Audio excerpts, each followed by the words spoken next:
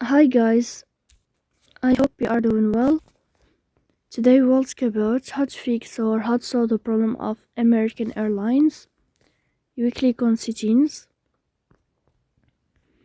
then we click on apps, default apps, app settings.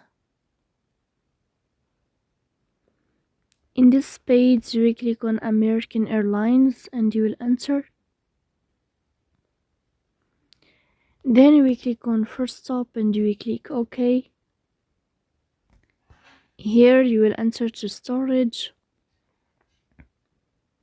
Then we click on clear cache. In the end, you will turn off your Wi-Fi and you will turn on your Wi-Fi again.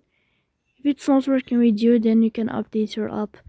So that's all. Don't forget to support us by like and subscribe. See you next time.